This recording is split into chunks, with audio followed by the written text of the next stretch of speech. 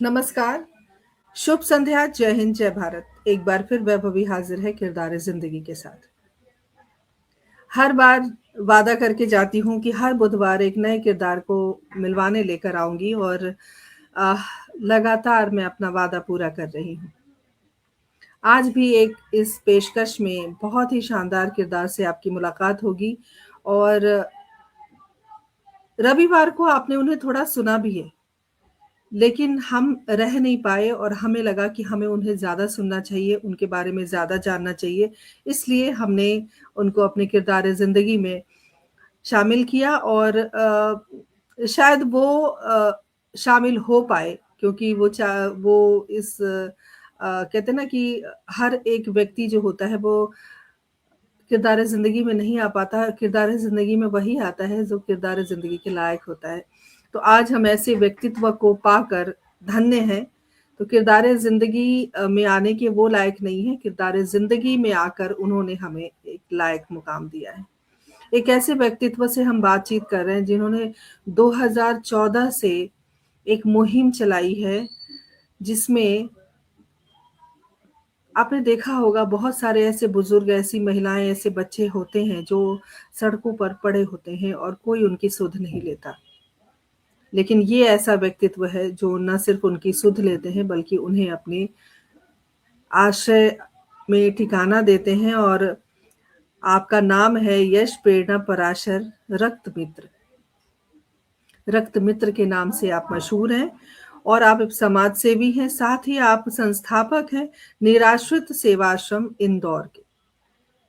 ये पूरा वाकया जो है वो क्या है और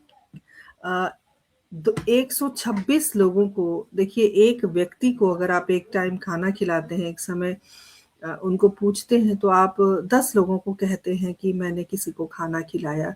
और यहाँ पर निस्वार्थ भाव से कोई 126 व्यक्तियों की न सिर्फ मदद कर रहा है बल्कि उन्हें जीने का एक सलीका भी सिखा रहा है और जीने के लायक बना रहा है।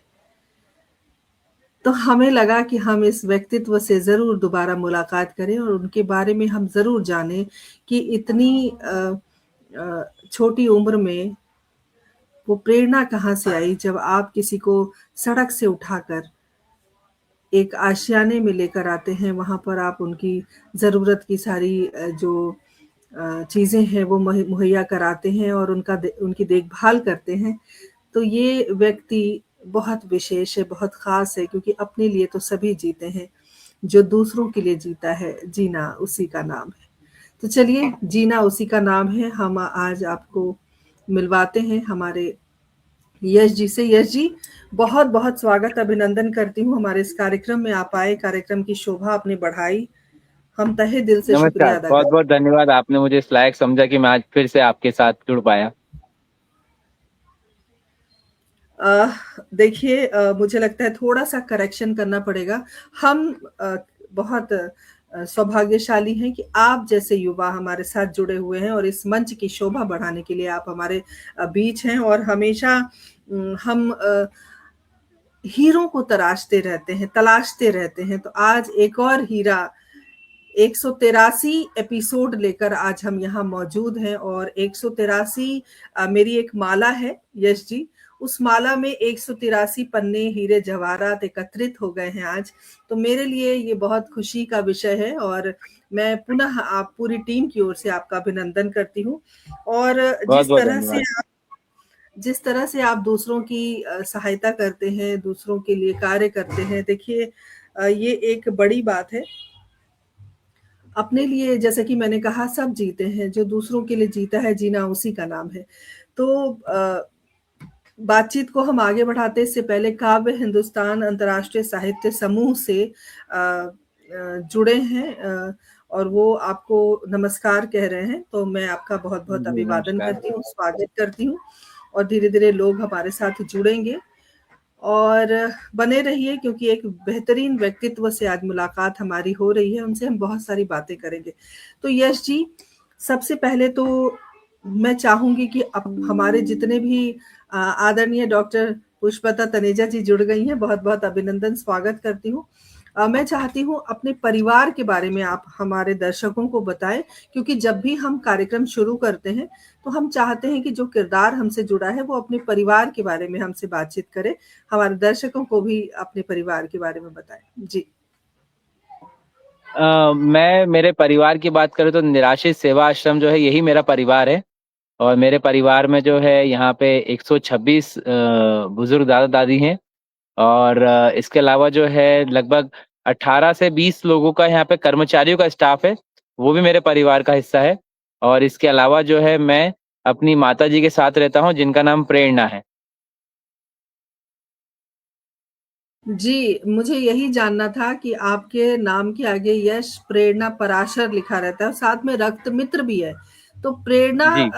हम समझ गए कि आपकी माताजी का नाम है। लेकिन जो आपके नाम के साथ रक्त मित्र लिखा है, उसके बारे में भी हमारे दर्शकों को बताएँ। रक्त मित्र मेरे नाम के साथ यूज होने लगा है, मुझे रक्त मित्र की उपाधियों से सम्मानित किया गया है।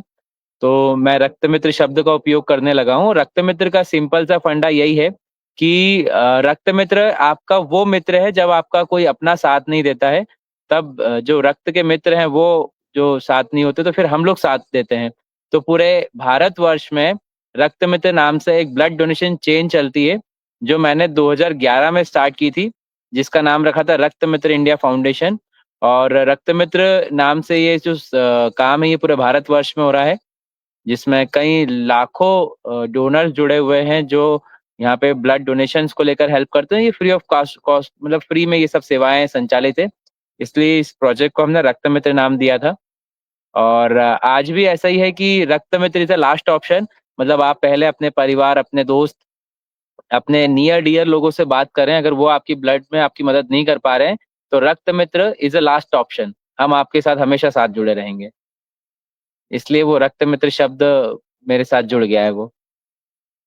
जी ये काम इस स्पीच से फैला था कोविड में भी, तो लोग मेरा नाम भूल के मुझे रक्त मित्र ही बोलने लगे थे, तो वो मेरे नाम के साथ रक्त मित्र अपने आप चल पड़ा है।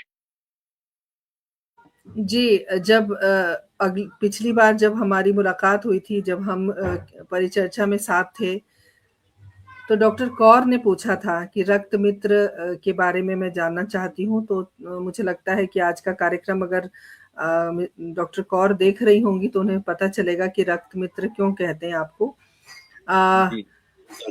यश, बहुत अच्छा लगता है जब आप बड़ी-बड़ी बातें करते हो, कोई भी व्यक्ति, मैं, आप, कोई भी बड़ी-बड़ी बातें करते हैं कि हम ये करेंगे, हम वो करेंगे, लेकिन जब धरातल की बात आती है, जब जब उस प्लेटफ़ॉर्म की बात आती है, तब लोग भाग जाते हैं।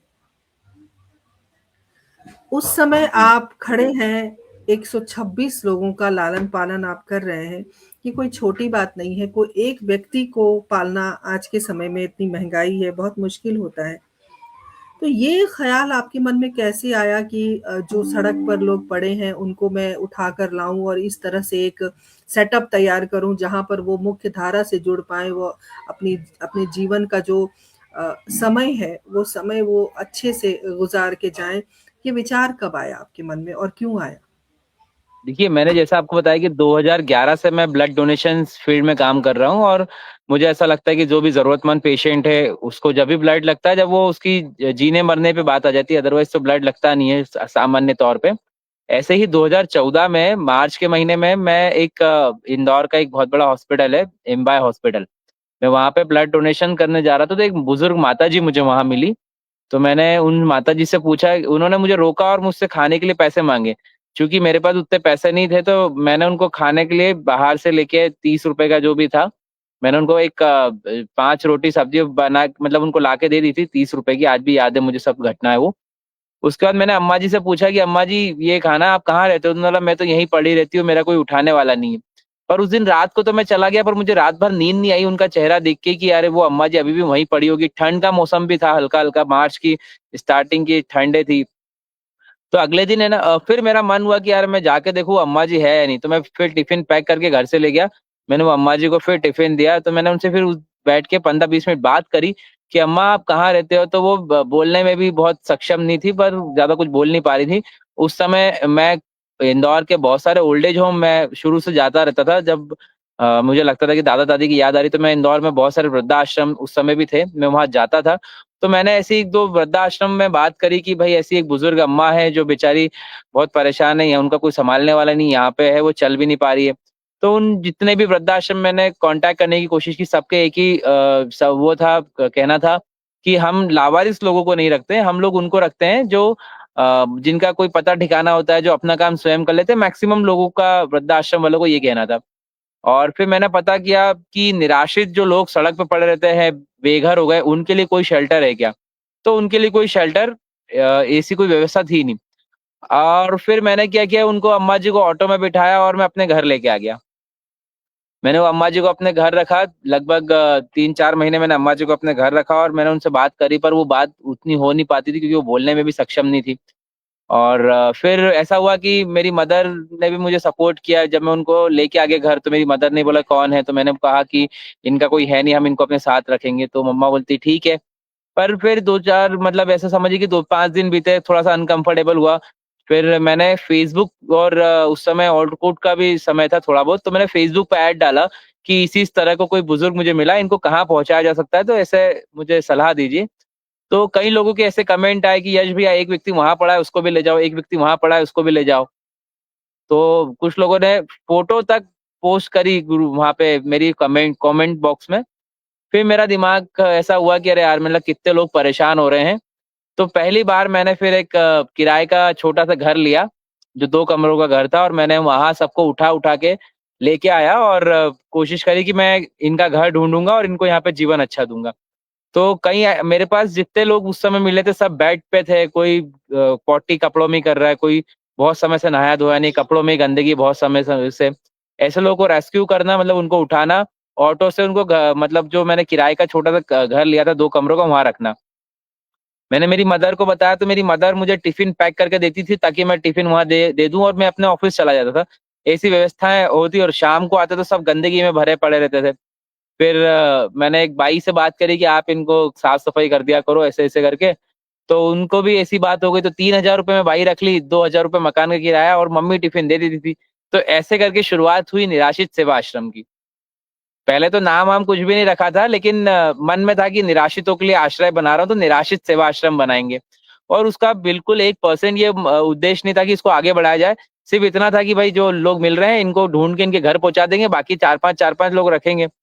पर प्रभु की कृपा ऐसी बरसी कि मेरा परिवार दिन पे दिन बढ़ता चला गया, लोग मुझे फ़ोन करते गए। फिर घर छोटा पड़ने लगा जो किराए से लिया, दूसरा बंगलो छोटा पड़ने लगा। फिर ऐसे मैंने अपने दोस्तों से बात करी कि भाई ऐसी-ऐसी व्यवस्था कर रहा हूँ और अभी पैसे थोड़े से दे दिया करो तुम लोग। मैंने उनसे उधार माँगा।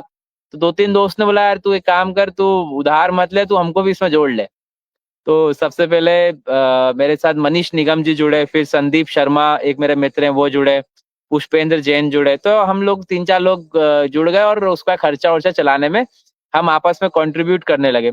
पर जैसे-जैसे धीरे-धीरे जब बुजुर्ग बढ़ते चले गए, तो हमारा खर्चा भी बढ़ते चला गया। फिर सोशल मीडिया के माध्यम से बहुत सारे लोग सामने हमारे लिए हेल्प के लिए भी आए, और कई लोगों ने हमको ये भी सजेस्ट किया कि आप एक एनजीओ बनाओ। फिर 2015 में पहली बार एक संस्था बनाई।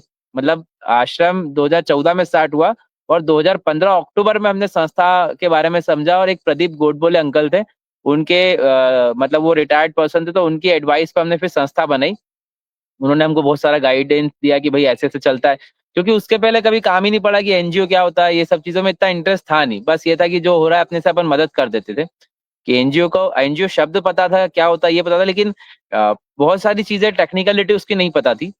तो ऐसे करके ये निराश्रित सेवा आश्रम शुरुआत हुआ, और मुझे बहुत गर्व होता है कि आज मेरा परिवार जो है इंदौर में सबसे बड़ा परिवार है, मतलब सबसे बड़ी जॉइंट फैमिली मेरी है, जिसमें हम लगभग 126 बुजुर्ग और 18 से 20 लोगों का कर्मचारियों का स्टाफ, टोटल राउंड फिगर मान के चलें, अब 150 लोगों का परिवार है जो एक ही चूल्हे से खाना खाता है आज। और जो 126 बुजुर्ग मेरे पास परिवार में रह रहे हैं, उसमें भी 53 बुजुर्ग ऐसे हैं जो अपना काम स्वयं नहीं कर पाते, मतलब वो सूसू-पॉटी भी बिस्तर पे कर लेते हैं, डायपर पेशेंट है। और जो मैंने आपको बताया 126 जो बुजुर्ग है, उसमें अगर परसेंटेज वाइज़ मैं आपको थोड़ा-सा बताने की कोशिश कर रहा हूँ, समझने की, समझाने की। तो इसमें ऐसा है कि 100% में से 75% लोग आज भी हमारे पास ऐसे हैं, अज्ञात हैं, निराश्रित, लावारिस हैं, जिनका हमको आज तक पता नहीं चला कि उनका नाम क्या है, वो कहाँ से आए हैं, उनका धर्म क्या है, मतलब 75% लोग ऐसे हैं। और फिर 20% वो लोग हैं हमारे आश्रम परिवार में जिनके बच्चों द्वारा वो घरेलू हिंसा और डोमेस्टिक वायलेंस के केस में हमारे पास आए हैं। और 5% यश जी, जितने लोग हैं वो जो जो जिनके बारे में आप कह रहे हैं कि उनका कुछ पता नहीं चल रहा, तो क्या वो अपना नाम और बाकी चीज़ें बता नहीं पा रहे हैं? हाँ, देखिए उसमें बहुत 75% जो लोग हैं उसमें काफी सारे ऐसे लोग हैं जो अपना नाम ही नहीं बता पाते हैं। कई लोग ऐसे हैं जो अपने बारे में जो जानकारी दे रहे हैं वो वहां से कोई वेरीफाइड नहीं हो पा रही। कोई बताता मेरा नाम सुरेश है, मैं वहां रहता था, वहां जाके जांच पड़ताल करते तो कोई मिलता ही नहीं घर परिवार का। तो वो सब लोग जो है अननोन कैटेगरी में आते हैं हमारे पास। लेकिन जो 20% वो लोग भी हैं जो घरेलू हिंसा, डोमेस्टिक वायलेंस के, जैसे बच्चों द्वारा मारपीट के शिकार, ऐसे भी बुजुर्ग हैं हमारे पास। और 5% वो हैं जिनका इस दुनिया में ही कोई नहीं है, तो वो भी मेरे परिवार का हिस्सा है। तो आज मेरा बोलने में मुझे बहुत आनंद आता है कि ये मेरा परिवार है जो इतना बड़ा हो गया है धीरे धीरे। और बचपन से मैं सिंगल पेरेंट चाइल्ड रहा हूँ, मेरी मदर के साथ ही रहा हूँ। तो मेरे को कभी हमेशा लगता था कि यार मैं भी कभी जॉइंट फैमिली में होता तो कितना अच्छा लगता। तो मेरी मदर बोलती कि जॉइंट फैमिली तुम ही बना लो, तो मैंने ही फिर अपनी इतनी बड़ी जॉइंट फैमिली बना ली। बहुत बड़ी जॉइंट फैमिली आपकी बन गई है और जी। ऐसा परिवार आज के समय में बहुत मुश्किल है मिलना। लेकिन जब आप ऐसे लोगों की हेल्प करते हैं या कोई आपको बोलता है फ़ोन करके कि यहाँ पर और बुज़ुर्ग दिखे हैं या अच्छा सिर्फ़ बुज़ुर्ग आपके पास हैं या और भी ऐज के लोग आपके पास हैं? अभी मेरे परिवार में जो है 1 साल के बच्चे से लेकर 104 ईयर तक के दादा दादा हैं, और एक दादी 101 ईयर की, एक दादा 104 ईयर के हैं। और सबसे छोटा जो बच्चा है वो मतलब जो है 1 साल का है। वो बच्चा भी 1 घंटे का था जब हमारे पास आया था, जब से लेकर अभी साल भर हो गया है। और फिर बाकी हम मतलब बुजुर्ग और बच्चों के लिए ही प्रयासरत रहते हैं कि उनका जीवन सुधार सके या फिर उनको समाज की मुख्य धारा से जोड़ सके, इसीलिए अभी यही कैटेगरी में हम काम कर रहे हैं। बहुत दुखद बात है और आज भी लगता है कि समाज और देश कितना हम बड़ी-बड़ी बातें करते हैं, हम चाँद पे चले गए, हम या ये हमने कर लिया और वहीं जब इस तरह की जो घटनाएँ होती हैं, वो कितनी मार्मिक होती हैं, कितनी दर्दनाक होती हैं और तब लगता है कि शायद अभी भी हम पिछड़े हुए हैं क्योंकि हमारी सोच बदली नहीं है। आदरणीय सुरेंद्र शर्मा सागर जी हमारे साथ जुड़ गए हैं, बहुत-बहुत स्वागत करती हूँ भाई साहब। अभिनंदन। उषा मिश्रा जी हमारे साथ जुड़ी हुई हैं, बहुत-बहुत स्वागत करती हूँ। आदरणीय दिलराम भारद्वाज जी जुड़े हुए हैं शिमला से, बहुत-बहुत स्वागत, अभिनंदन। बहुत स्वागत करती हूँ और आप सभी से एक ही गुज़ारिश करती हूँ कि आप इस कार्यक्रम से जुड़े रहें और हमारे इस कार्यक्रम को आप ज़्यादा से ज़्यादा लोगों तक पहुँचाएँ। तो यश बहुत दुःख लगता है जब हम इस तरह की घटनाएँ अपने आस-पास हम देखते हैं और उसको समझते हैं। अ, जब आप निराश हो जाते हो, जब आप हताश हो जाते हो, तब शायद ये जो लोग हैं, जो आपके परिवार के अब सदस्य हो चुके हैं, उनको देख के आपको ऊर्जा आती होगी कि भई ये अपने घर से बेदखल हैं, अपने परिवार से बेदखल हैं। इनके इनके दुःख के आगे शायद हमारा दुःख कम लगता होगा। ऐसा कभी अ, ज़हन में कोई बात आती है जब कभी लगता है कि यार मैं तो बहुत नहीं, देखिए परेशान हो मैं गया और मैं जब इतने आपको एक बात बताता हूँ। जी, मैं आपको एक बहुत अच्छी बात बताता हूँ जो मेरे जीवन में मुझे बहुत अच्छी लगती है, कि मैं अपने आप को बहुत खुशनसीब समझता हूँ कि मैं वो व्यक्ति हूँ जो अपने दिल में जो है वो काम कर पा रहा हूँ। मतलब आप देखिए बहुत सारे भारत में युवा हैं, बहुत सारे लोग काम कर रहे हैं, जॉब कर रहे हैं, और कुछ लोग ऐसे हैं जो अपने इंटरेस्ट का काम कर पा रहे हैं। तो मैं अपने आप को बहुत खुशनसीब समझता हूँ कि मैं अपनी फैमिली से भी, मुझे हमेशा से सपोर्ट मिला है मदर का, कि उन्होंने शुरू से कहा है कि बेटा जो तुझे करना है वो कर। तो मैं हमेशा बोलता हूँ कि मैं बहुत खुशनसीब हूँ कि मैं वो काम कर पा रहा हूँ जो मुझे शुरू से पसंद था। तो जब मैं अपने आप भी जब अपना कोई ऐसा काम करोगे जो आपको आपके दिल से पसंद था, आपकी हॉबी थी, तो आपको उसमें कभी निराशा होती ही नहीं है। निराशा जहाँ होती है, जहाँ मैं आप मुझे ज़बरदस्ती कोई काम कराइए, मैं थोड़ी देर करूँगा फिर थक जाऊँगा क्योंकि मैं निराश हो जाता हूँ। लेकिन अगर मैं अपना ही जो दिल में बसा हुआ वो काम करूँगा तो मैं कभी निराश नहीं होता। मैं यहाँ पे 24 घंटे सेवाएँ देने में लगा रहता हूँ। कई ऐसे बुजुर्ग माता-पिता हैं जिनकी रात को तबीयत खराब हो जाती है, तो रात को 2 भी बज रहा हो तो मैं तुरंत उनको हॉस्पिटल ले जाता हूँ, सारी व्यवस्थाएँ करते हैं हम लोग। और इसलिए मुझे कभी निराशा महसूस नहीं हुई। हाँ, एक चीज़ है कि इन लोगों के साथ बात करते-करते मैं अपने आप में ऐज में बहुत बड़ा समझ हो गई है मेरी, क्योंकि अब इतने सारे बुजुर्ग हैं, सबके साथ रहता हूँ, रोज़ सबसे बात करता हूँ। हम 5 बजे से लेकर सब लोग एक साथ बैठ जाते हैं, मतलब सब अपनी-अपनी कंप्लेंट बताते हैं कि आज ये हुआ, मैं बोलता हूँ आज क्या हुआ, सब बताते हैं मुझे। उन सब की एक-एक लोगों की व्यस्तताएँ जो रहती है, पूरी दिन भर की जो रामायण रहती है, वो मुझे रोज़ शाम को सुना देते हैं। तो मैं भी खुश हो जाता हूँ और वो भी समझ जाते हैं कि आज हमारे बेटे को हमने कुछ सुना दिया है। कभी मैं कहीं जाता हूँ, दूसरे काम करता हूँ, तो दिन भर मेरा वेट करते हैं कि, और हमारे जो स्टाफ परिवार है उनको बोलते हैं कि आने दो, भैया से बोलेंगे। मतलब वो मेरा नाम लेके उनको भी चमकाते रहते हैं कि अब तो भैया से बोल के ही काम होगा। तो मुझे कभी बिल्कुल। निराशा महसूस नहीं हुई, लेकिन कई ऐसे बुजुर्ग हैं जो बच्चों द्वारा घरेलू हिंसा, डोमेस्टिक वायलेंस करके आते हैं, रोते हैं, तो उनको देख के रोना बहुत आ जाता है कि अरे यार! कैसे लोग हैं जो अपने ही पेरेंट्स को मार-पीट रहे हैं।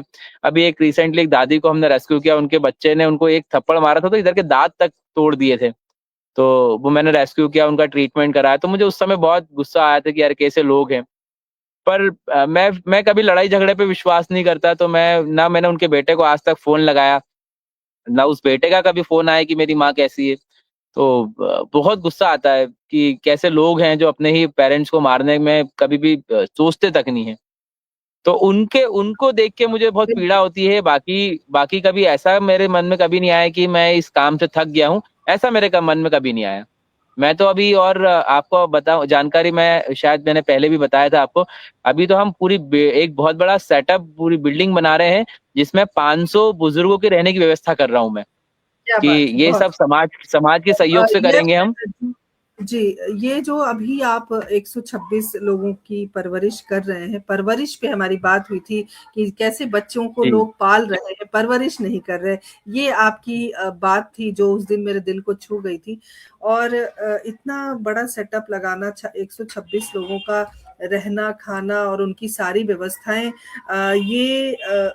इनको सुचारू रूप से चलाने के लिए कौन-कौन से लोग आपके साथ शामिल हैं? जो ये प्रश्न भी आया है और मैं इस प्रश्न पर आने वाली भी थी कि धन की जो व्यवस्था है, वो कैसे आप कर पाते हैं? इतने लोगों की देखभाल कैसे हो ये पाती है? ये बहुत हर व्यक्ति जो आश्रम के बारे में जानता है, तो उसका पहला ही प्रश्न ये होता है कि भाई, आप ये सारी व्यवस्थाएँ कैसे कर रहे हैं? तो मैं आपको आज आपके चैनल के माध्यम से मैं सबको जानकारी देना चाहता हूँ कि निराश्रित सेवा आश्रम जो है, ये बिना किसी सरकारी मदद प्राप्त संस्था है। हमें शासन से आश्रम को संचालन करने के लिए कोई भी अनुदान नहीं मिलता है, ठीक है? एक तो ये बात मैंने आपको बता दी है। दूसरा, तो अब इस पूरे आश्रम का जो एक्सपेंसेस है, इस आश्रम को सुचारू रूप से चलाने के लिए जो धन की आवश्यकता होती है, वो हम समाज के सहयोग से करते हैं। मतलब मैंने आपसे एक बात और कही थी कि मैं एक बहुत बेसिक फिलॉसफी पे काम करता हूँ, और वो फिलॉसफी यही है कि समाज की सेवा समाज के साथ मिल के करनी है। तो आज हमारा परिवार इतना है, तो ये पूरी जो व्यवस्था है हम समाज के साथ मिलके करते हैं, और चूँकि इतना बड़ा सेंटर है, 7-8 लाख रुपए हर महीने खर्च हो जाते हैं। इतना सहयोग कई बार होता है, कई बार नहीं भी हो पाता है। तो फिर मेरी खुद की भी एक कंपनी है, जिसके माध्यम से हम यहाँ पे उसमें धन की व्यवस्था करते रहते हैं। बिल्कुल सही कहा आपने क्योंकि धन के बिना आप कोई भी कार्य नहीं कर सकते हैं और मैं भी ये मानता हूँ, आनंद शर्मा मैं बिल्कुल सागर ये जी ने मानता हूँ। यश एक बहुत अच्छा संदेश लिखा है। उन्होंने लिखा है कि भौतिक तरक्की तो हुई है, लेकिन नैतिक पतन बहुत हुआ है समाज का। तो ये बिल्कुल सही हाँ। बात है। जी। और दूसरी बात ये है कि हम लोग जो है, हम सब यहाँ पे ईश्वर पे बहुत विश्वास है। तो आप मानो या मत मानो, हमारे सारे काम प्रभु की कृपा से अपने आप हो जाते हैं। जैसे मैं आपको परसों 2-3 दिन पहले की घटना बताता हूँ मैं आपको, कि यहाँ पे अभी क्या है, थोड़ा-सा जहाँ आश्रम है ये जगह पे, वहाँ पे थोड़ा खुला माहौल ज़्यादा बड़ा है, मतलब खुला सब कुछ है, तो मच्छर-वच्छर हो जाते हैं। तो मेरे को दादी ने आके बोला कि बेटा मच्छर हो जाते हैं, तो मच्छर मारने की जो कॉइल आती है वो चाहिए होगी। मैंने बोला ठीक है, हमने यहाँ पे राम दरबार मंदिर बना रखा है, मैंने बोला भगवान राम जी को कह दो कि मच्छर मारने की कॉइल चाहिए। और आप यकीन नहीं करेंगे, उन्होंने वहां बोला होगा, 1.5-2 घंटे बाद एक अग्रवाल साहब आ गए, 2 बड़े-बड़े कार्टून लेके, जिसमें मच्छर मारने की जो कछुआ छाप कॉइल थी। तो यहाँ पे ना, आप ईश्वर से जो बोलते हैं वो काम अपने आप हो जाता है। और ऐसा एक नहीं, इन 12 सालों में कई बार ऐसा हुआ है कि मेरे मन में जो चलता है, सिर्फ मेरे मन में चला है, और वो काम अपने आप प्रभु करा देते हैं। तो मेरे साथ तो ईश्वर मतलब इतने सारे ईश्वर ही रह रहे हैं साथ में, जिनके भाग्य में जो चाहिए होता है वो आ जाता है। और ये जो निराश्रित सेवा आश्रम एक कॉन्सेप्ट पे काम कर रहे हैं, हमारे पास कई ऐसे लोग आते हैं जो विचारधारा उनकी रहती है कि हम यहाँ पे पुण्य कमाने आए हैं। मैं उनको समझाता हूँ कि ये पुण्य कमाने की विचारधारा नहीं है, इससे आपके कृतज्ञता के भाव आप नहीं ला पाओगे, ना ही आप अपने जीवन को सरल बना पाओगे। अगर आप निराश्रित सेवा आश्रम के लिए कुछ कर पा रहे हैं तो आप अपने आप को भाग्यशाली समझें कि आप अपना कर्जा चुकाने के लिए काम कर रहे हैं। जैसे आज मैं बोलता हूँ कि मेरा परिवार 126 बुजुर्गों का है, तो मैं ये मान के चलता हूँ कि 126 बुजुर्ग जो यहाँ रह रहे हैं या इससे पहले जो यहाँ रह के गए हैं, जो भविष्य में आएंगे, उन लोगों से किसी ना किसी समय पे मैंने कर्जा लिया होगा जो आज मैं उनको चुका रहा हूँ बस।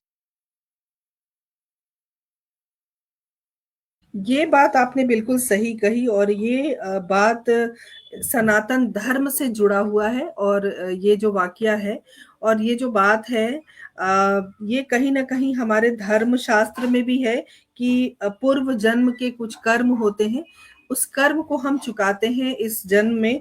और लेकिन फिर भी ये एक नेक काम है जो आप कर रहे हैं। और मैं इतना जानती हूँ कि ईश्वर कभी भी साक्षात नहीं आते, वो अपने दूत को जी, भेजते हैं, वो किसी के माध्यम से, बिल्कुल सही किसी कहा। को निमित्त बनाते हैं और उसके माध्यम से वो किसी भी कार्य को अंजाम देते हैं।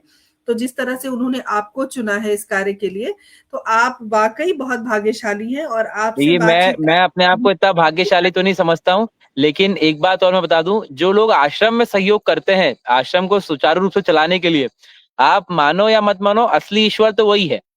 क्योंकि ईश्वर स्वयं तो नहीं आ पाते हैं, अपने दूत को भेज देते हैं यहाँ की व्यवस्थाएं करने के लिए। देखिए यश जी, एक हमारे बहुत परम मित्र जुड़े हैं, ज़ियाउर रहमान जाफ़री जी, और ये बहुत अच्छे गज़लकार हैं, और इन्होंने लिखा है कि आपके इस अनुष्ठान में वो किस प्रकार से मदद कर सकते हैं। तो आप ज़रूर इसके बारे में बताएँ। आदरणीय धीरेन्द्र कुमार झा जी हमारे साथ जुड़े हैं, बहुत-बहुत अभिनंदन, स्वागत करती हूँ। तो इस तरह से लोग जुड़ते हैं, कहते हैं ना कि लोग जुड़ते गए, कारवां बनता गया। बनता तो चला गया। जाफ़री जी को मैं आपका नंबर दे दूँगी, वो आपसे ज़्यादा जी बेहतर जी बात जी। कर पाएँगे। पूर्व जन्म मैं आपकी ऑडियंस को महत्वपूर्ण है, भी देखिए। जी, मैं अभी मैंने जी, मैसेज बोलिए। देखा है कि किसी सज्जन ने पूछा है कि आश्रम कहाँ है, तो मैं आपके ऑडियंस को मैं आश्रम का एड्रेस भी जरूर बताना चाहता हूँ कि ये आश्रम जो है इंदौर शहर में एक पितृ पर्वत एक जगह है जहाँ पे हनुमान जी की बहुत बड़ी मूर्ति स्थापित की गई है। माननीय मंत्री जी जो कैलाश विजयवर्गीय जी हैं, उनके माध्यम से पितृ पर्वत पे एक बहुत बड़ी अष्ट धातु से निर्मित एक मंदिर मूर्ति स्थापित की गई है हनुमान जी की। बस वो मूर्ति के पास से एक रास्ता अंदर की तरफ जाता है जो निराश्रित सेवा आश्रम में आता है। तो हमारा एड्रेस ही यही है, निराश्रित सेवा आश्रम, और पितृ पर्वत पार्किंग के आगे, इंदौर। ये एयरपोर्ट तरफ, एयरपोर्ट से 2-3 किलोमीटर के डिस्टेंस पे आता है ये। चलिए, बहुत अच्छी बात है, जो इंदौर के लोग हमारे साथ जुड़ेंगे, जो आगे भी इस कार्यक्रम को देखेंगे, सुनेंगे, तो वो आप तक ज़रूर पहुँचेंगे। और संगीता जी चौहान जी हमारे साथ जुड़ गई हैं, बहुत-बहुत अभिनंदन, स्वागत करती हूँ। बिल्कुल निमित्त इन भगवान बनाते हैं, और हम सब कठपुतली हैं जो वो नचाते हैं, जिस प्रकार वो वैसे हम कार्य करते हैं, उस तरह से हम नाचते हैं। तो यश, एक बात और जानना चाहती हूँ, चूँकि अभी आपकी शादी नहीं हुई है और आगे आपकी शादी होगी, आपका परिवार होगा, उनकी भी, आपकी जो भावी धर्मपत्नी होंगी, उनके भी अपने अलग विचार होंगे। कैसे तालमेल बिठाएँगे आप? क्योंकि आपका परिवार तो ये है, और क्या उसी तरह से चयन करेंगे आप अपनी भावी अर्धांगिनी का? किस तरह से, क्या कुछ इसके बारे में भी हमारे दर्शकों को ज़रूर बताएँ? देखिए, मैं बिल्कुल मैं चाहता हूँ कि मेरे विचारधारा जैसा ही कोई व्यक्ति मेरे जीवन में आए, जो ये कोशिश करें कि मैं जो काम मैं जो कर रहा हूँ, एटलीस्ट वो भले ही सपोर्ट ना करें, एटलीस्ट वो मुझे करने दें आराम से। तो मैं ऐसा ही कोई मेरे जीवन में ऐसे ही व्यक्ति की तलाश में हूँ, जो इस काम में मेरी साथ मदद करे। वो अपने आप को सौभाग्यशाली समझे कि लोगों के तो एक सास ससुर होते हैं, मेरे तो इतने सारे सास ससुर हैं जो मुझे यहाँ बेटी बन के सेवाएं देनी है।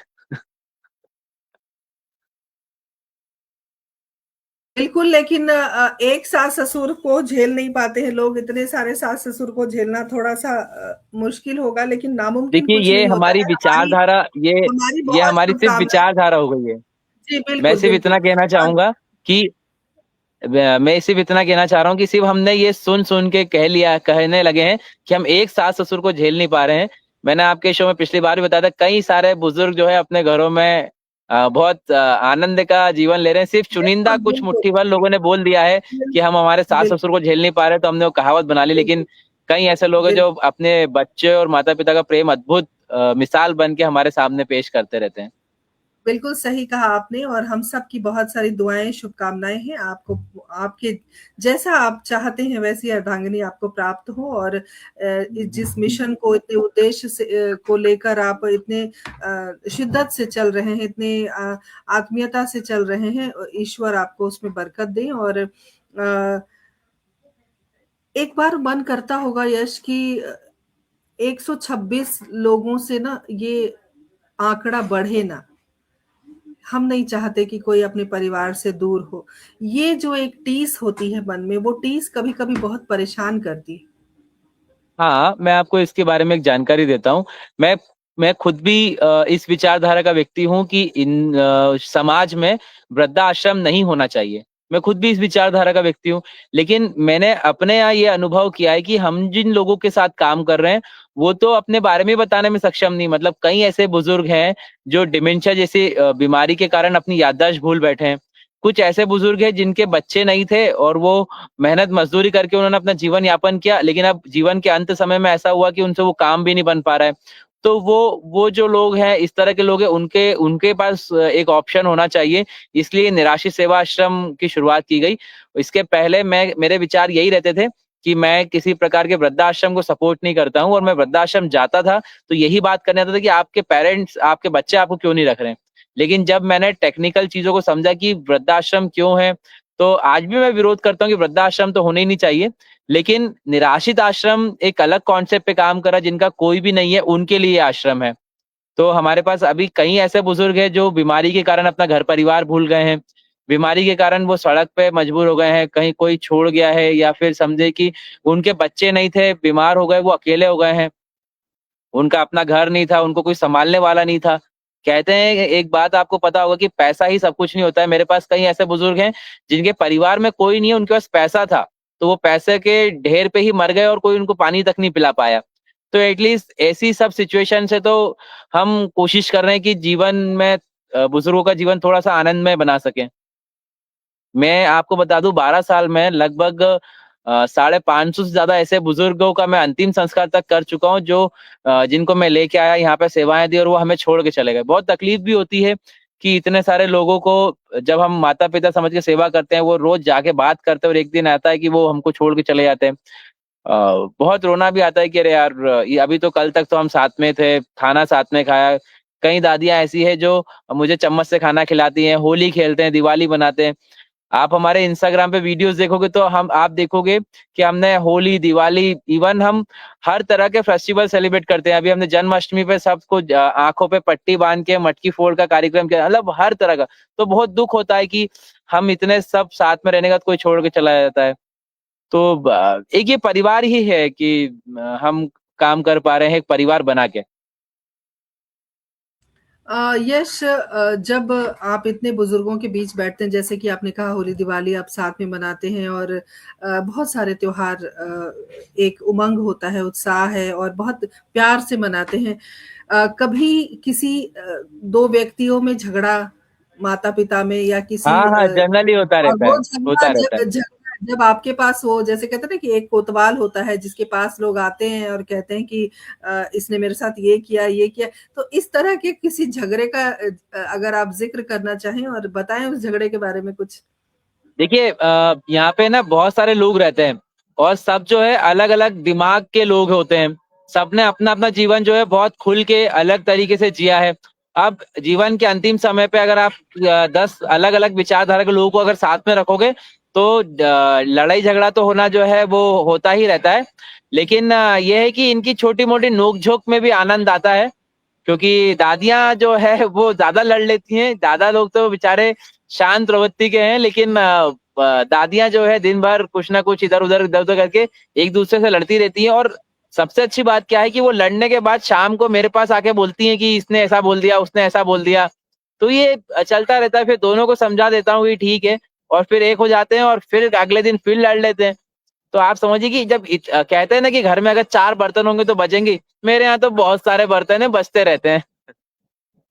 बिल्कुल सही कहा। कभी आपकी माताजी आती हैं अ, आश्रम में हाँ, लोगों से मिलने? मेरी मम्मा रेगुलर रेगुलर आती है, और अभी लगभग 1-2 महीने से उन्होंने कम कर दिया है, क्योंकि कुछ दादियां हैं वो मेरी मम्मा को पीछे पड़ जाती है कि इसकी शादी कब कराओगे, शादी कब कराओगे।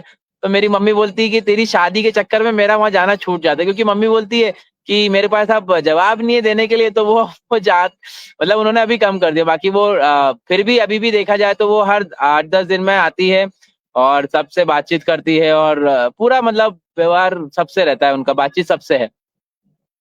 आपके सारे मित्र भी आते होंगे बारी-बारी से हाँ, आपकी मेरे मदद मेरे करने? स्कूल के दोस्त, मेरे कॉलेज के फ्रेंड, सब लोग ही यहाँ पे आते रहते हैं, और हम लोग जो है 2-3 महीने में यहाँ मिलते रहते हैं। सब लोग दाल बाफले बना के दादा दादियों को भी खिलाते हैं, और हम लोग भी यहाँ खाते हैं। ऐसी यहाँ छोटी मोटी पार्टियां करते रहते हैं सब बुजुर्गों के साथ मिलके। बहुत बढ़िया, बड़ी खुशी की बात है। और एक सुकून मिलता है आपको इस काम से, और एक ऊर्जा भी, क्योंकि जब आप अंदर से ऊर्जावान होते हैं तभी आप फिर उसी रफ्तार में आगे बढ़ते हैं, उसी रफ्तार के साथ कार्य करते जी। हैं। और आप जिस तरह यकीन से करें, ये बहुत आनंद आता है। आप यकीन करें, जीवन में बहुत आनंद आता है कि एक कल्पना करके देखिए, आप 150 लोगों के साथ रोज रहते हो तो कितना आनंद है। मैं मतलब आज सिलेक्टेड ही लोग हैं जो रोज 100-50 लोगों के साथ रहते हैं, क्योंकि हमारी सब न्यूक्लियर फैमिली हो गई है। घर में गिनती के 2-4 लोग हैं, ज्वाइंट फैमिली में है तो 8-10 लोग हैं। लेकिन आप कल्पना करिए कि 150 लोग एक साथ रह रहे हैं, कितना आनंद आता है। बिल्कुल। और जब छोटे बच्चे की तरह वो अपनी-अपनी बातें लेकर आएँगे, या उनकी ज़रूरत की जो चीज़ें हैं, जो चीज़ें ख़त्म हो जाती हैं, वो जी। एक गार्डियन के रूप में आपको समझते हैं, अभिभावक के रूप में आपको समझते हैं, और आपसे बोलने आते हैं, मेरी ये चीज़ ख़त्म हो गई, वो चीज़ ख़त्म हो गई। तो लगता है कि जैसे वो परिवार का एक छोटा बच्चा है, जिसकी ज़रूरतें हमें पूरी करनी हैं, तो एक अलग बिल्कुल, आनंद है। बिल्कुल। हाँ, मेरे पास आते हैं कि साबुन खत्म हो गई है, तेल खत्म हो गया है तो दो, तो उनको दे देते हैं। फिर आ जाते हैं कि ये कपड़े खराब हो गए हैं, दूसरे दे दो, तो फिर कपड़े चेंज करके दे देते हैं। सब सारी व्यवस्था है। मैंने कहा ना कि अगर आपके घर में 4 लोग हैं तो मेरे घर में 150 लोग रह रहे हैं। आप ये समझिए मोटा मोटा। तो सभी लोगों का ध्यान रखना पड़ता है, सभी लोगों की, एक एक व्यक्ति का नाम मुझे पता है, एक एक व्यक्ति की रिक्वायरमेंट मुझे पता है। इवन कई लोग ऐसे हैं जो गंभीर बीमारियों से पीड़ित है, कई लोगों को शुगर है, बीपी है। तो उनको क्या खिलाना है, किसको मीठा देना है, किसको नहीं देना है, ये सब ध्यान रहता है।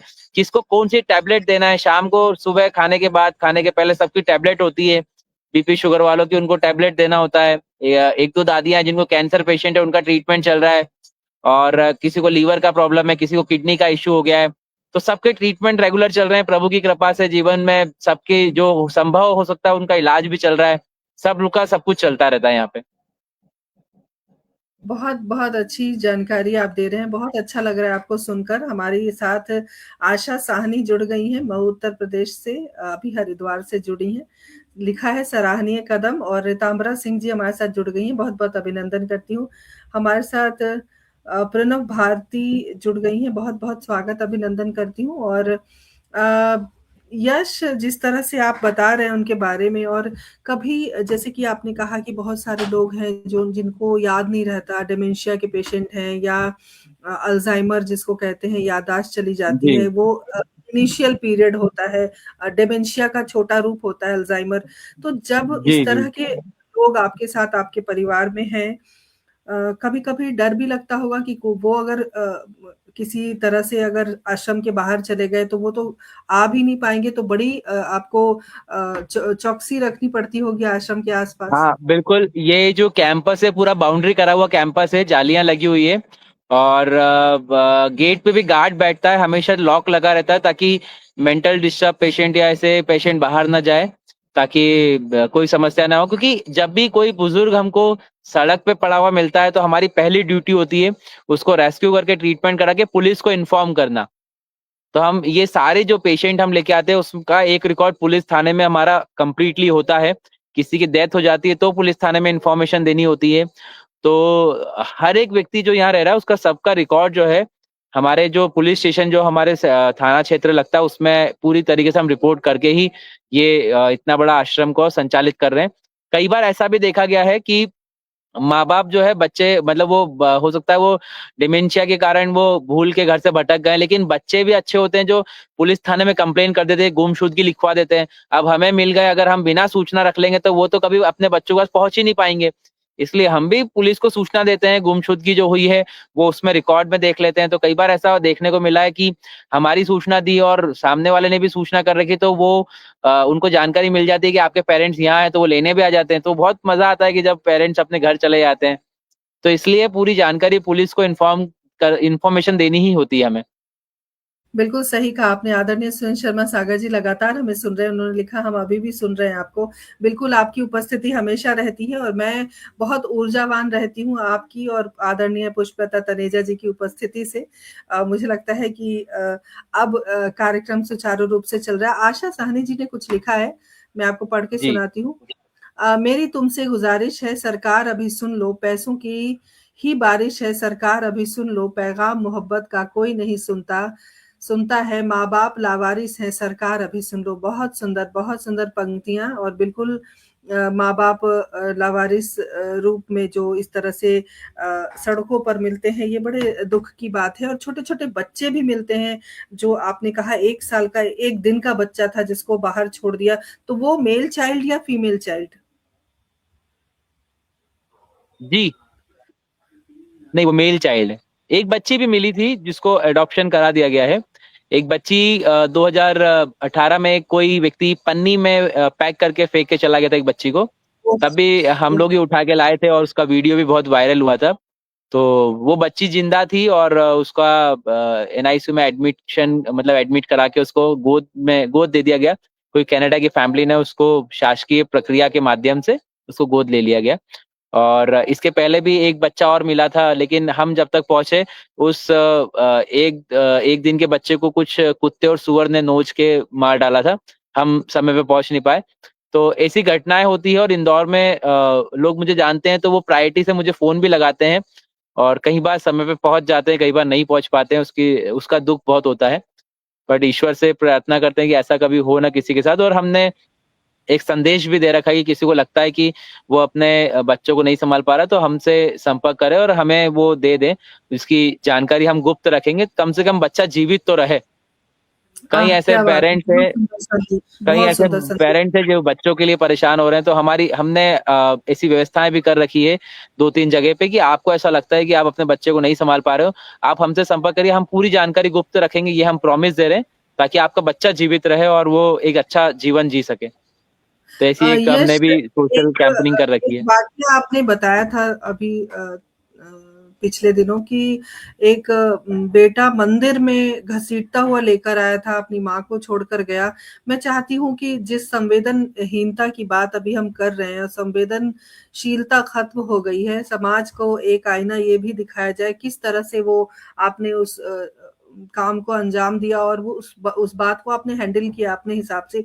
नेहा शर्मा हमारे साथ जुड़ गई हैं, अभिनंदन करती हूँ, हमारे पटल की बहुत महत्वपूर्ण कड़ी है, आपका बहुत बहुत स्वागत करती हूँ। मैं चाहती हूँ कि हमारे दर्शकों को वो पूरा वाकया आप बताएं। देखिए ऐसा हुआ था कि एक बुजुर्ग माँ जो है वो लगभग 100 वर्ष की थी और वो अपना काम भी नहीं कर पाती थी, चल फिर भी नहीं पाती थी। तो इंदौर में एक बहुत फेमस मंदिर है भूतेश्वर मंदिर। तो भूतेश्वर मंदिर पे एक व्यक्ति वहाँ पे भूतेश्वर मंदिर पे सीसीटीवी फुटेज भी मेरे पास अभी भी सुरक्षित है। एक व्यक्ति और एक लड़की आते हैं, अपनी माँ को रात को घीसते हुए लाते हैं और वहाँ पटक के चले जाते हैं। और वो बुजुर्ग माँ जो है 20-25 किलो की रही होगी और मेरे पास इन्फॉर्मेशन आई, मैंने फुटेज निकलवाया तो मैंने देखा कि वो ऐसे ले पटक के चलाए गए थे। और वो फुटेज में उनका चेहरा वगैरह सब स्पष्ट था और अम्मा जी का वीडियो भी हमारे पास था।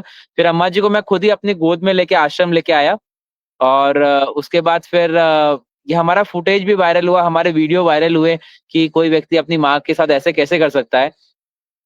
तो इंदौर में एक क्षेत्र है परदेशीपुरा जनता क्वार्टर की तरफ, तो वहां से एक लेडी का फोन आया कि बोले आप जो माताजी को लेके आए हैं वो हमारे घर से 2 घर छोड़ के ही उनका बच्चा, उनका परिवार रहता है, जो उसमें दिख रहा है कि ये व्यक्ति अपने को अपनी माँ को छोड़ के आया। मैं वहां गया, एड्रेस पे गया, मैंने उनसे बात करी, तो वो उस व्यक्ति ने अपनी माँ को पहचानने से ही मना कर दिया।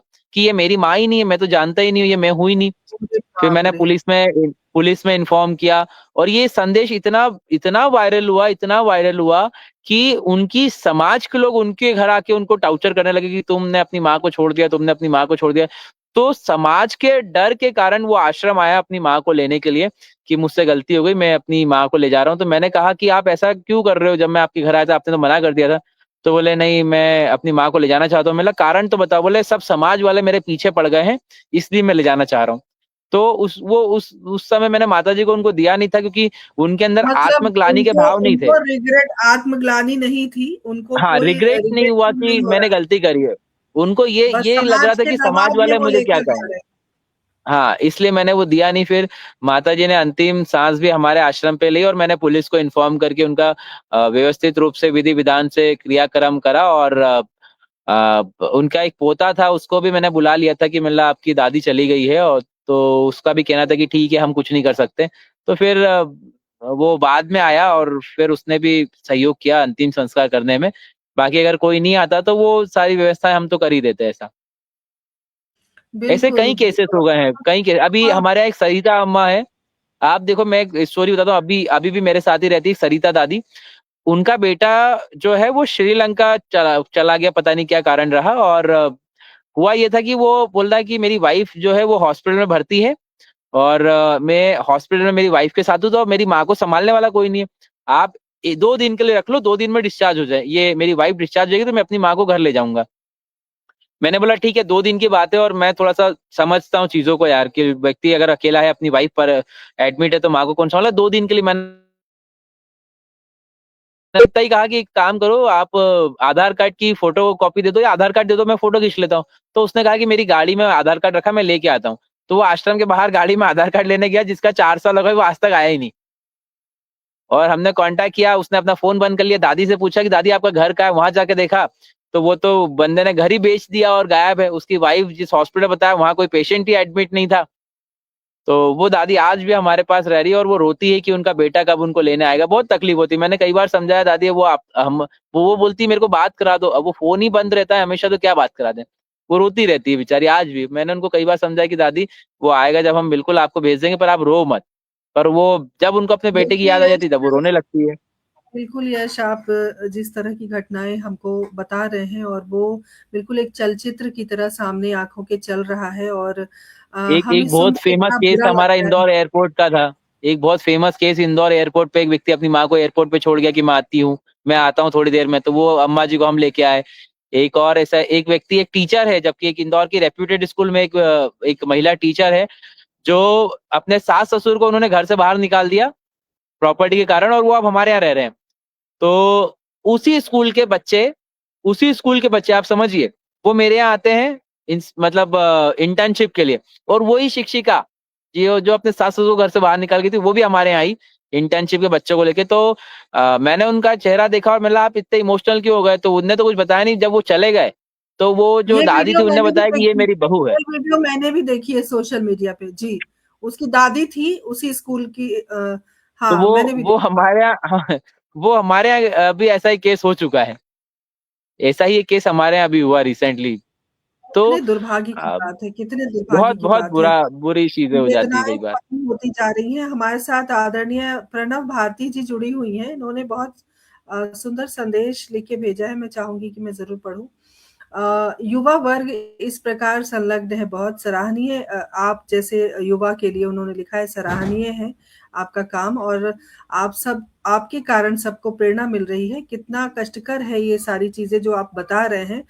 डॉक्टर प्रणव भारती अहमदाबाद से हमारे साथ जुड़ी हैं, मैं आपका अभिनंदन करती हूँ। तमाम नए दर्शकों से मैं एक बात कहना चाहती हूँ कि यदि आप हमारी परिचर्चा या किसी रूप में किरदार ज़िंदगी से भी जुड़ना चाहते हैं, आप चाहते हैं कि आपका भी साक्षात्कार हम लें और इस तरह की बातचीत करें, एक नंबर आपके स्क्रीन पे फ्लैश हो रहा है 9958157108। इस नंबर पर आप हमसे संपर्क साध सकते हैं और यदि परिचर्चा में वक्ता के रूप में आना चाहते हैं, तब भी आपका स्वागत है। इसी नंबर पर आप हमसे संपर्क कर सकते हैं। हमारा एक यूट्यूब का चैनल भी है, हिंदी साहित्य संस्थान दिल्ली के नाम से। आप उसे सब्सक्राइब भी कर सकते हैं और हमारे पेज को फॉलो भी कर सकते हैं। इस तरह की रोचक जानकारियाँ, रोचक कार्यक्रम हम लेकर हफ्ते में 2 बार ज़रूर आते हैं। तो आप सभी का बहुत-बहुत स्वागत करती हूँ। डॉक्टर विनीता साहनी हमारे साथ जुड़ गई हैं, बहुत-बहुत स्वागत, अभिनंदन। और सभी ने बहुत मार्मिक और दर्दनाक इस तरह की बातें संदेश के माध्यम से हम तक पहुँचाई हैं। अब लगता है कि जो समाज है वो अभी भी संवेदनहीन, संवेदन शून्य हम कह सकते हैं, हीन भी नहीं कह सकते, शून्य हो गया है। उसके पास देखिए कुछ नहीं अभी है। बिल्कुल, जी। अभी भी हमारे पास जो बुजुर्ग हैं, मैं आपको जैसे मैंने पहले ही बताया कि लगभग 50 प्लस 53 54 लोग ऐसे जो डायपर पे हैं, उनकी रोज का ध्यान रखना। इवन मैं आपको वीडियो शेयर करूंगा, हमारे पास ऐसे भी बुजुर्ग यहाँ रह रहे हैं जिनके हाथ पांव में कीड़े पड़ गए हैं, मतलब वो इस कंडीशन में हम उनको उठा के लाए हैं कि उनकी बॉडी। आप इंस्टाग्राम पे, मैंने पहले ही बताया था कि आप हमारा एक इंस्टाग्राम चैनल हमने अभी बनाया है, यश पाराशर रक्त मित्र के नाम से। आप देखेंगे तो आपको वीडियो देखने को मिलेंगे कि हम किस परिस्थितियों में बुजुर्गों को वहां से उठा रहे हैं, उनको लेके आ रहे हैं, उनका इलाज करा के आश्रम में सेवाएं दे रहे हैं। ये सारे वीडियोस आपको वहां देखने को मिलेंगे, यश पाराशर रक्त मित्र के नाम से इंस्टाग्राम आईडी पे। तो आप वहां पे भी देख सकते हैं। हमारे पास ऐसे कई बुजुर्ग हैं जिनको हाथ पांव में कीड़े हो गए हैं, जिनको हम रोज ड्रेसिंग करते हैं, साफ सफाई करते हैं। इवन अभी पिछले महीने मैंने एक लगभग 62 ईयर की बुजुर्ग एक लेडी को मैंने जो है नेकेड अवस्था में इंदौर के बीचों बीच शहर से उठाया, जो लगभग नेकेड ही थी वो पूरी तरीके से। तो और पूरा ट्रैफिक वहां से जा रहा है, किसी को ध्यान ही नहीं है, वो बेचारी पड़ी है बिना कपड़ों के। तो आप वो इंस्टाग्राम पे वो वीडियो भी मैंने डाल रखा है कि आप देखेंगे कि मैंने, हालांकि जो चीजें नहीं देखनी चाहिए उसको ब्लर कर दिया है, पर आप उसमें मैसेज से देख सकते हैं कि किस तरह के हम लोग रेस्क्यूट करके लेके आते हैं। कई लोग गंदगियों में पड़े रहते हैं, पर एक ही उद्देश्य कि जो लोग समाज से अलग हो गए उनको समाज की मुख्य धारा से जोड़ना, इसलिए निराश्रित सेवाश्रम काम कर रहा है। और बहुत नेक कार्य है, बहुत ही नेक कार्य है, बहुत नेक कार्य है। मैं मैं आपके व्यूवर्स बहुत को भी अभिनंदन एक चीज करती हूँ। बताना चाहता हूँ। मैं आपके व्यूवर्स, आपके चैनल के माध्यम से एक संदेश देना चाहता हूं।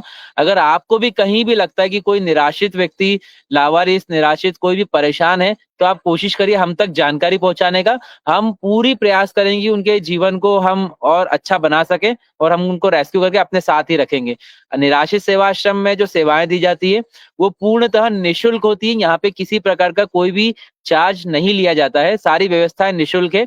और इनकी दिनचर्या भी मैं आपको थोड़ी सी जानकारी दे देता हूँ। सुबह 7:30 बजे आश्रम में सभी को चाय हो जाती है, 8 बजे नाश्ता दे देते हैं, 11:15 से लेकर 11:30 के बीच में जो है हम इनको भोजन व्यवस्था लंच दे देते हैं।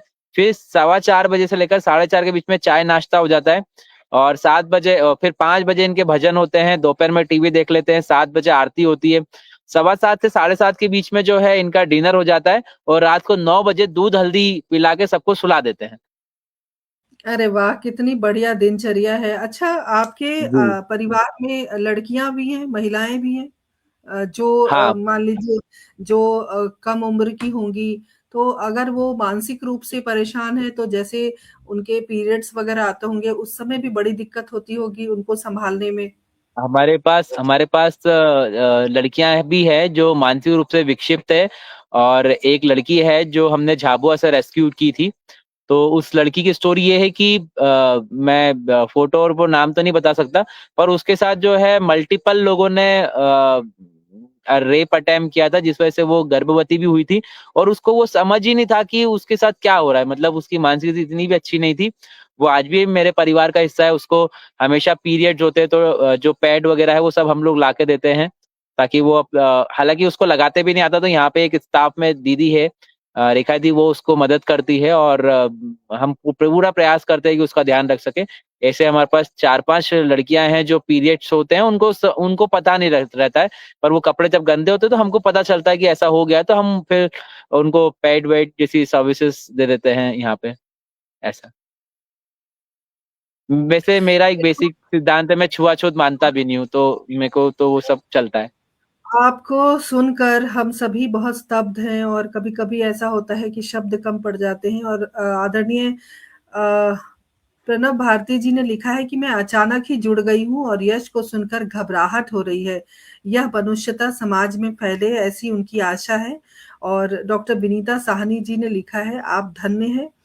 और इस तरह से बहुत सारे संदेश आपके लिए पहुंच रहे हैं। आपके इस कार्य को के लिए आपको प्रणाम निवेदित करती हूँ। ये कुसुम लता जी ने लिख के भेजा है। आप साक्षात प्रभु के पार्षद हैं, बनकर काम कर रहे हैं। तो बिल्कुल ईश्वर खुद नहीं आते, वो अपने दूतों को भेजते हैं। तो एक देवदूत हमारे यश जी भी हैं, और जो नहीं समाज को नहीं। एक नई दिशा देने का कार्य कर रहे हैं। वाकई बहुत सराहनीय कार्य है आपका यश, और आपकी कीर्ति फैले। और मैं चाहती हूँ कि आपका परिवार बढ़े नहीं, ये मेरी हार्दिक इच्छा है। मैं नहीं चाहती कि कोई भी इस तरह से समाज में अपने परिवार से दूर रहें। या लेकिन एक बात यश, चूंकि आप यंग हैं और एक युवा पीढ़ी को हम प्रतिनिधित्व कर रहे हैं भारत में, भारत जैसे देश में, युवाओं का देश जिसको कहा जा रहा है, तो क्या मानसिकता होती होगी आपके हिसाब से? क्या सोचते होंगे बच्चे जो अपने माँ-बाप को इस तरह से छोड़ देते हैं? आपके हिसाब से क्योंकि आप भी एक माँ की संतान हो, जो सिंगल मदर है आप बोलते हो, और आपने अपने नाम के आगे प्रेरणा जोड़ रखा है, क्योंकि प्रेरणा आपकी माताजी का नाम है। तो वो क्या सोच है इंसान की, जो जिसकी वजह से ये सब चीज़ें हो रही हैं समाज में? क्या कहेंगे आप? अ, देखिए ये सारा जो मुझे लगता है कि बुजुर्ग अगर घर से बाहर रह रहे हैं तो या जो बच्चे उनको रोड पे छोड़ देते हैं, ये सब न्यूक्लियर फैमिली के कारण हो रहा है। मैं ऐसे मेरे विचार मुझे लगते हैं कि मैक्सिमम लोग जो है वो अकेले रहते हैं, और आजकल की जो लड़कियां हैं वो भी कोशिश करती है कि न्यूक्लियर फैमिली हो, सास-ससुर का घर पे इंटरफेरेंस ना हो। तो इस वजह से जो है परेशानी आ जाती है। लेकिन एक अवस्था ऐसी आती है कि जब वो सास-ससुर जो होते हैं वो इतने वृद्ध हो चुके होते हैं कि उनकी सेवाएँ बेड पे होने लगती है। तो चूँकि अब कोई ऐसी सर्विस करना ही नहीं चाह रहा है, कि ऐसी सेवा देना ही नहीं चाह रहा है, तो वो क्या करेंगे? वो क्या करते हैं कि जैसे हमारे यहाँ तो ऐसे ही हो रहा है कि व्यक्ति अगर बाहर का है तो वो दूसरे शहर में जाके अपने माता-पिता को छोड़ आता है। हमारे पास रोज के रेस्क्यूड कॉल मतलब इंदौर के रेलवे स्टेशन से होते हैं कि कोई भी बुजुर्ग मिला है, वो कोई पटना से यहाँ आ गया है। अब आप सोच सकते हो जिसमें समझ नहीं, वो पटना से एग्जैक्ट कैसे बैठ के कैसे आ गया। हम पूछते हैं तो वो बोलते हैं कि हमको गाड़ी में बिठा दिया, और पता बताने में सक्षम ही नहीं है। एक कलकत्ता से एक दादा बैठ के आ गए हैं, वो बोले कि मेरा बेटा मेरे को गंगा जी स्नान कराने के लिए ले गया था, और वो बोला मैं चाय लेके आता हूँ, आया ही नहीं।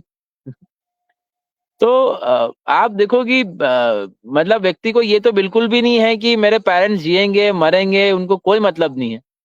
और मुझे ना रोना आने लगता है, कभी-कभी मैं खुद भी इमोशनल हो जाता हूँ कि यार कैसे लोग हो? कैसे, मतलब कितना ब सोच ही नहीं सकते कि क्या कर सकते हैं। एक हमने एक परदेशीपुरा से एक अम्मा को रेस्क्यू किया था, 80 ईयर की अम्मा थी, उनका बेटा शांत हो गया था, बहू शांत हो गई थी, तो उनका पोता उनके साथ गंदी हरकतें करने लगता है।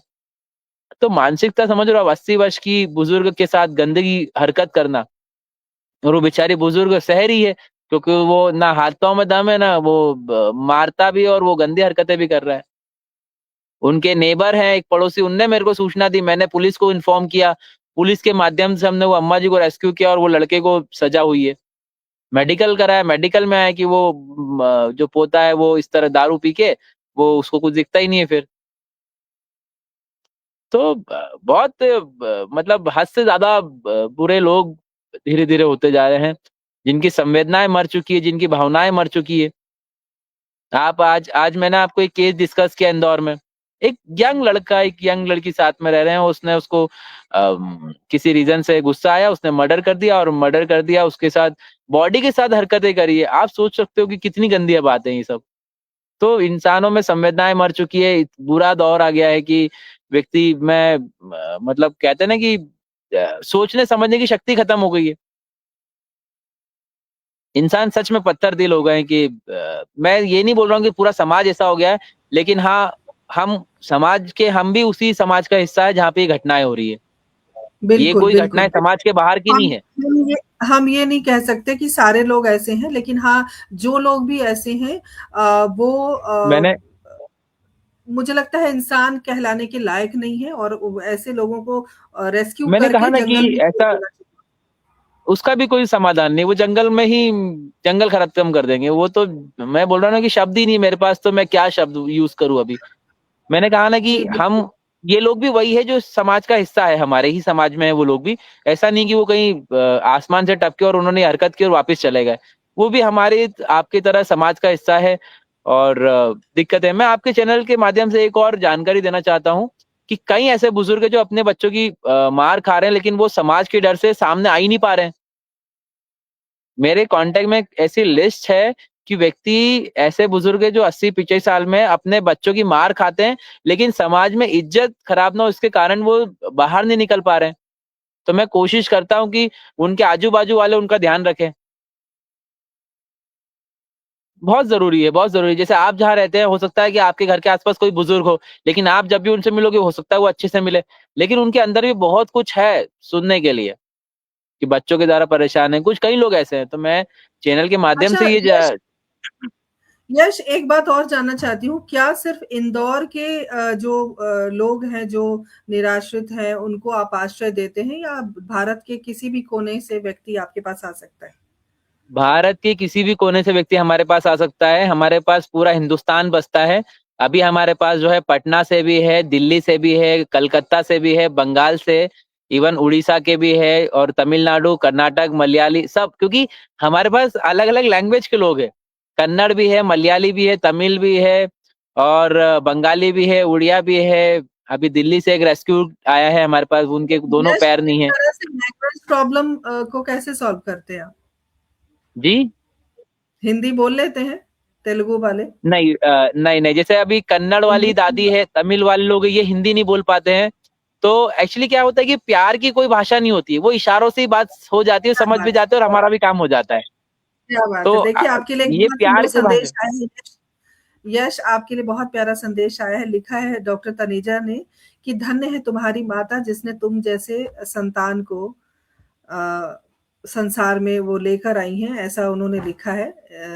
तो देखिए आपकी माँ जो प्रेरणा है आपके लिए, और उनका इतना मान-सम्मान हो रहा है, सिर्फ़ आपके कर्म की वजह से। और कहीं न कहीं जिस परवरिश की हम बात कर रहे हैं, पालना, परवरिश करना 2 अलग-अलग बातें हैं। और अलग-अलग आपकी शब्द है। माता ने जो आपको परवरिश दी है, उस परवरिश का नतीजा है कि आप इतने लोगों की अच्छी परवरिश कर रहे हैं। चलते-चलते क्या बहुत-बहुत संदेश है आपका धन्यवाद। यूथ के लिए? मैं बस यही कहना चाहूँगा कि इस दुनिया में अगर आप भगवान को मानते हो, तो भगवान कोई नहीं है अपने माता-पिता के अलावा। जो मूर्तियाँ हैं, आप बिल्कुल उनको पूजो, लेकिन जो जीते जागते भगवान अपने घर में हैं, उनको थोड़ा-सा ज़्यादा पूज लो।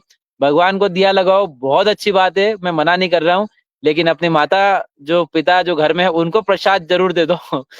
दिया उनके लिए भली मत लगाओ, लेकिन उनको प्रसाद उनको खिला दो, तो जीवन में आनंद है। और मैं आपके चैनल से यही संदेश सबको दूँगा कि जीते जागते जो भगवान है, वो हमारे माता-पिता ही है, आप उनको कहीं मत ढूँढो, और कहीं मिलने वाले भी नहीं है आपको। और पिछली बार भी कहा था कि अगर माता-पिता चले गए, तो समझ लेना कि आपके खानदान का इतिहास मिटता चला जा रहा है, और अगर कोई आपका आने वाला बच्चा चला गया, तो समझ लेना कि भविष्य मिटता चला जा रहा है। इसलिए माता-पिता ही असली भगवान है। आपको किसी को पूजने की ज़रूरत नहीं है, सारे समस्याओं का समाधान उनकी सेवा में है। मैं अपने जीवन का वास्तविक अनुभव आप लोगों के साथ शेयर करना चाह रहा हूँ, सभी के साथ। अगर किसी व्यक्ति को कोई काम करने के लिए 100% ऊर्जा लगाने की आवश्यकता हो, तो मुझे काम करने के लिए 1% या सोचने मात्र से काम हो जाता है, क्योंकि इतने बड़े ब्लेसिंग्स, इतने सारे आशीर्वाद यहाँ पे काम करते हैं। मैं अकेला काम नहीं कर रहा हूँ। आज मैं अकेला नहीं बैठा हूँ, मेरे साथ 126 लोगों का आशीर्वाद, 126 लोगों का परिवार साथ में बैठा है यहाँ पे। तो मैंने तो सिर्फ़ यही कहा है कि भगवान कहीं है तो वो अपने माता-पिता के रूप में यहीं पे है, और कहीं भगवान नहीं है। दिया हमेशा मंदिर में लगाओ, लेकिन प्रसाद अपने माता-पिता को दो, उनका पेट भर के उनको प्रसाद खिलाओ। भाई यही जीवन में सब सब कुछ आनंद है। देखिए आप, आपके किस्मत, तकदीर सब बदल जाएगी। जीवन में सारे काम आसान हो जाएँगे आपके। और मैं ये अनुभव अपने प्रैक्टिकल, अपने लाइफ़ से बता रहा हूँ मैं। मैं कोई किताबी बातें नहीं बता रहा हूँ, मैं अपने जीवन के अनुभव से बात बता रहा हूँ आपको ये। बिल्कुल यश, हम बहुत खुश हैं और हम बहुत आपको सबकी ओर से आपको बहुत-बहुत अभिनंदन है आपका और बहुत आशीर्वाद सब दे रहे हैं और जिस तरह से आप एक नेक कार्य कर रहे हैं, हम सब कहीं न कहीं किसी रूप से आपसे ज़रूर जुड़ेंगे, जुड़ना भी चाहेंगे, जैसे कि जाफ़री जी का संदेश भी आ चुका है और इसी तरह आप कार्य करते रहें और निस्वार्थ भाव से निराश्रित लोगों के लिए जो आश्रय आपने बनाया है उस आश्रय को भगवान बहुत बरकत दें और ये जो आपके विचार हैं, ये और भी लोगों के अंदर पहुँचे तो शायद समाज और बेहतर हो सके और जिस यूथ की हम बात करते हैं, जिस युवा पीढ़ी की बात करते हैं, तो युवाओं के अंदर अगर इस तरह की भावनाएँ आ जाएँ, तो मुझे नहीं लगता निराश्रित आश्रम की आवश्यकता पड़ेगी समाज को और मैं तहे दिल बिल्कुल से मैम, पूरी टीम की ओर से आपका बहुत-बहुत धन्यवाद देती हूँ। आपको बहुत-बहुत बहुत-बहुत धन्यवाद। आभार व्यक्त करती हूँ कि आप हमसे जुड़े, हमसे आपने इतनी सारी बातें की, अपने परिवार के बारे में बताया और हमको कहीं न कहीं आप प्रेरणा दे गए। तो मैं बहुत-बहुत आपका धन्यवाद देती हूँ। जी, धन्यवाद। तमाम दर्शकों का, श्रोताओं का विशेष आभार व्यक्त करती हूँ कि आपने अपना कीमती समय हमें दिया, आपके बहुत प्यारे-प्यारे संदेश हम तक पहुँचे।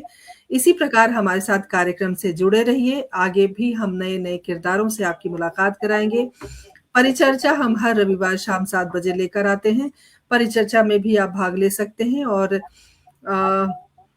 हमारे चैनल को ज़रूर सब्सक्राइब करें, हमारे इस कार्यक्रम को ज़्यादा से ज़्यादा शेयर करें। आप सब इसी प्रकार अपनी जो आत्मीयता है हमें दें और यही हमारे लिए ऊर्जा है जिसकी वजह से हम कार्यक्रम लेकर आते हैं। आप सबका बहुत-बहुत धन्यवाद। अगली बार फिर नए किरदार के साथ तब तक के लिए आज्ञा दीजिए। नमस्कार, जय हिंद, जय भारत, शुभ रात्रि। जय हिंद, जय भारत।